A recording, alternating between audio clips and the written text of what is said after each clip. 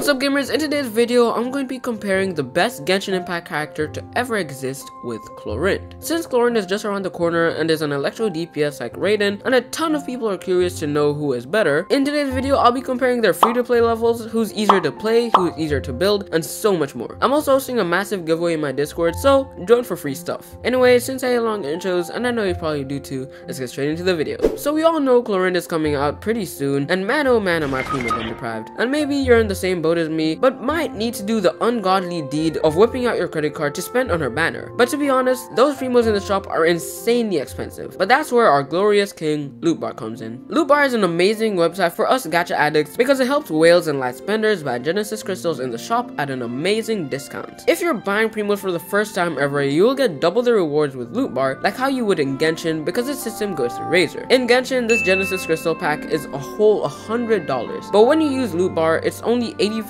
saving you 14 bucks, which means the money you save adds up over time. You would be surprised. Its security is so good to the point where it only needs your UID and server to make purchases. And after you make purchases, expect it to arrive in 30 minutes or less, with mine arriving in only 45 seconds. A lot of maybe your favorite content creators use it, like the Kaja, Jello Impact, Teva Times, and of course LF316. So if you're planning on spending anything in Genshin Impact or Honkai Star Rail, click the link in the description, get redirected to Loot Bar's official website, and get those Clorinde pulls ready. Thank you Loot Bar for sponsoring today's video. So let's start with ease of use. Both Raiden and Clorinde are easy enough characters to play, and if you like their gameplay then pull for them. But the obvious winner for this category is Raiden Shogun. This is because in her rotations all you really need to do is her skill, burst, and normal attacks. Her rotations in most of her DPS teams all follow the same rotation, which require her supports to do support stuff and Raiden doing DPS stuff. Whereas with Clorinde, sure her gameplay is fun, but you have to do a lot more than with Raiden. Although Raiden has another way to be played, which is by far harder than Clorinde's, Arlecchino's,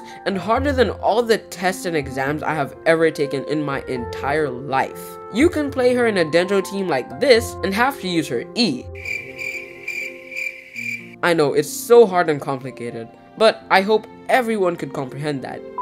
But anyway, now it's time to talk about who has more free-to-play friendly teams. And if we're going to be honest, both Raiden and Clorinde have a lot of free-to-play teams, but the person with the most free-to-play friendly teams is, drumroll please,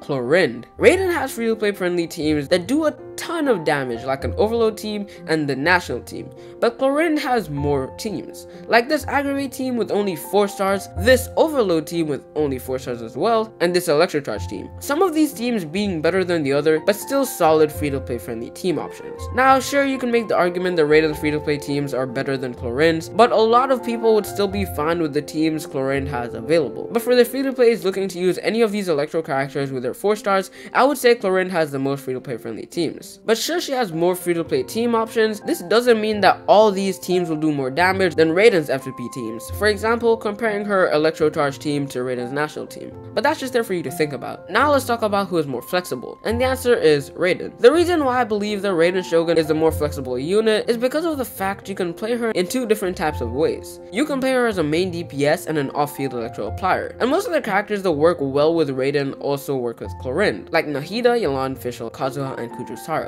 This is to be expected because they're both electro DPS characters, which is also why they're so similar. Both of them having really cool bursts and having cool animations. But something Raiden does better than Clorinde is cook.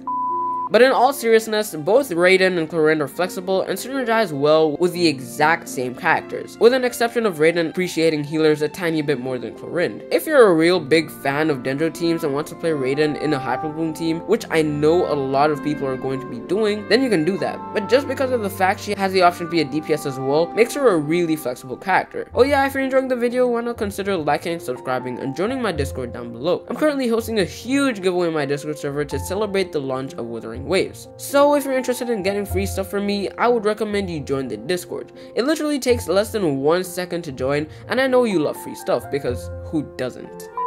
You will also be joining a super fun Discord server with a bunch of fun people, and we talk about Genshin Impact, Honkai Star Rail, Wuthering Waves, and so much more. And if you need help with any of the games I mentioned before, we have channels dedicated to helping people. The people in the Discord also created their own calls with sus names like this and this, so if you want to create your own sus name, be sure to join the Discord, and I'll rate it personally on a scale of 1 to 10. So if that all sounds like fun, the link will be in the description and pinned comment, because I like to make things easy for you. But now let's talk about their best artifact sets. The reason why talking about artifact sets is important is mainly because a lot of people need to know if the artifact domain that they're spending their life in is good, and the artifact sets that they're planning on using can be used on different characters. So let's start with Raiden Shogun's best in slot artifact set, Emblem of Severed Fates. This is of course Raiden Shogun's best in slot set because it gives her energy recharge, and since you're going to be building her with a goal of getting a lot of energy recharge, this set's 4-piece is super helpful. But let's talk about what it actually does. The 2-piece set gives her 20% energy recharge, which is a good amount, and this 4-piece increases her elemental burst damage bonus by 25% of her energy recharge, with a maximum increase of 75% damage bonus. This set is super strong for not just Raiden, but also a lot of different characters, for example Xiangling, Xingqiu, and Yelan. All these characters use Emblem of Severed Fate, and they are all super strong. Xiangling and Xingqiu are two good characters to use with Raiden Shogun, and filling the 2 slots for the Raiden national team, with the other slot needing Bennett. So by farming this domain, you're also getting good artifacts and pieces for these characters, with all of them being amazing and strong. It's also paired with Shenbenawa, which is a set most people use just for the 2-piece,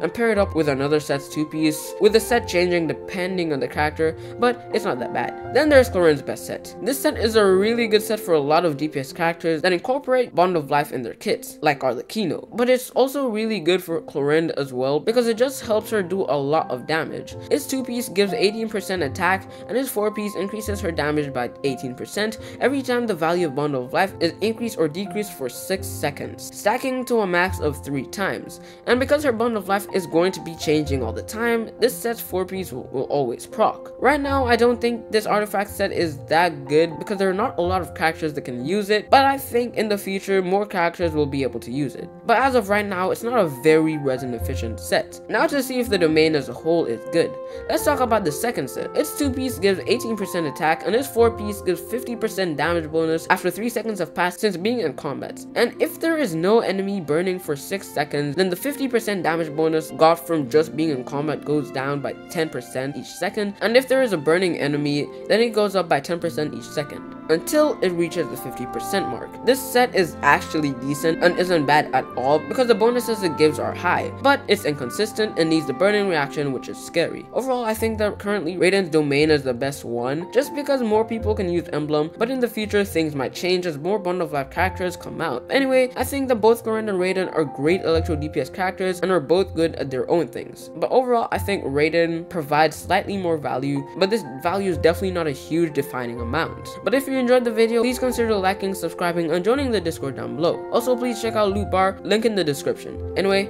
thanks for watching, bye.